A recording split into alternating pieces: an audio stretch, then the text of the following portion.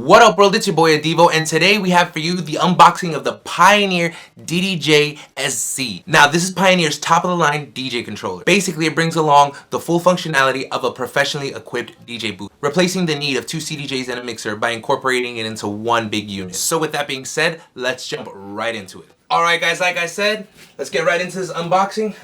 I'm really excited to open this up.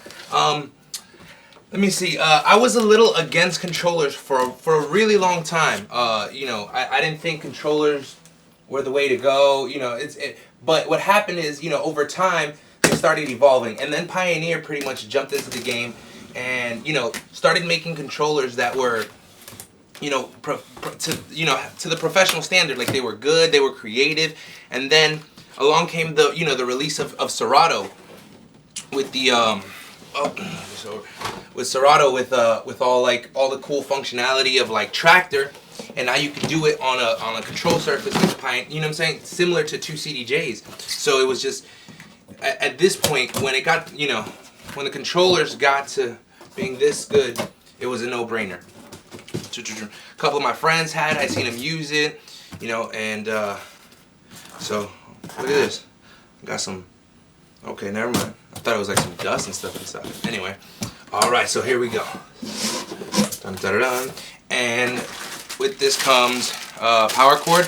It uses a standard, like computer power cord. Every club will have this, or pretty much anybody will have this. And it's good that it's powered. That way it doesn't like fall out or anything like that. I've heard with the younger brother to this, I think it's the DDJ-SX. There's like some falling out, or like sometimes it goes away, like goes to sleep because it's USB powered. So alright, let's take it outside the box. Comes with a USB cable. We don't really need to worry about that. Alright, in the box we have some Pioneer stuff, basically instruction booklet I guess, as well as what is this? This is an installation disc for some software that comes with it.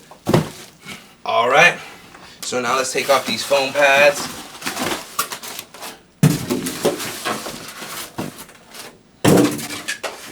And it's nice to cut this open. Bang, bang, bang, bang, bang, bang. And, oh, dun dun dun. Oh man, yeah, this is okay. So the feeling of this, like this feels metal. This is metal. This is like aluminum or something. It's not.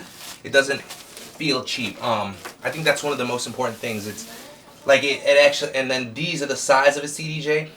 Something different towards the CDJ is like these wheels. On the CDJ, there was actually a tiny little button that would be clicked when you press down. On these, it's like touch sensitivity. Similar, like, I guess, not quite like your iPhone, but pretty much like if you touch it, it knows to go into scratch mode. On the top, we have the trim. This is basically your volume for each line. It has 4 channels, and we have these color effects from the DJM lines.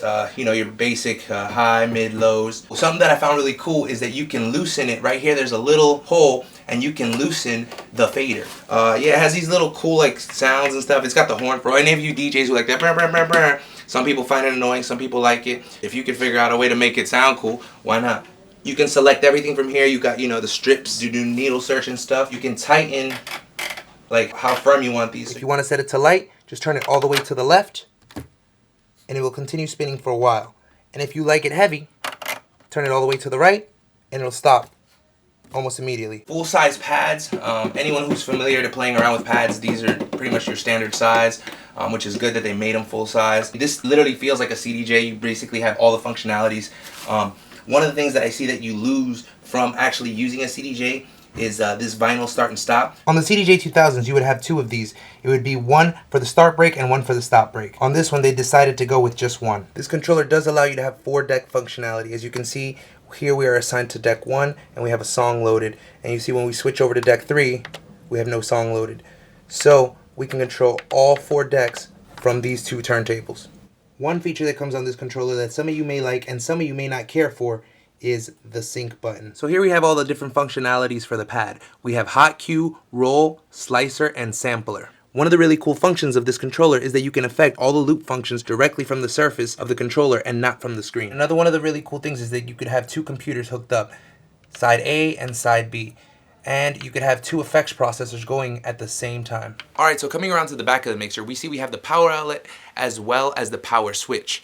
If we move over a little bit more, we will see the dual USB ports, side A and B. And continuing on, we have two mic inputs, one 1/4 inch and the other one XLR as well as 1/4 inch.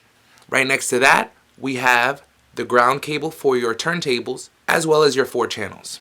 As you can see here, the channels are arranged as 3, 1, 2, and 4. Because most of you know, when you have a 2 DJ setup, one DJ takes the inside and uses these, as the other DJ uses these two. And continuing on, we have your booth out, or 1/4 inch, and then you have a second master out. Second master out is like if you want to hook it up to something else, having the same signal as your master out, or you can use it as like, I'm just hooking up at the house and I don't have XLR on my little radio. So you could use it for that. And then of course you have your industry standard XLR connections. And yeah, that's about it for the back of the controller. Now on the front of the controller, you have your Pioneer logo. Over here you have your crossfader adjust, so you can affect your curve for scratch DJs or house DJs. Then you also have two headphone inputs. Really cool. 1/4 inch and then your standard 1/8 inch. Awesome, because you know how many times I forgot my adapter, man. On the side we have the Serato logo. That's it for the front of it, so let's go turn it on. Alright guys, so I haven't hooked it up, but I did hook it up to power just to test it out, make sure that everything works. So I hooked up the power cable and now let's give it a shot. And well, that's really cool. Oh, that's cool, all the colors changing. Well, that's been an unboxing as well as a brief overview of the Pioneer DDJ-SZ. Well guys, thanks for watching. Please like and subscribe and share the video because it helps out the channel a lot. Peace.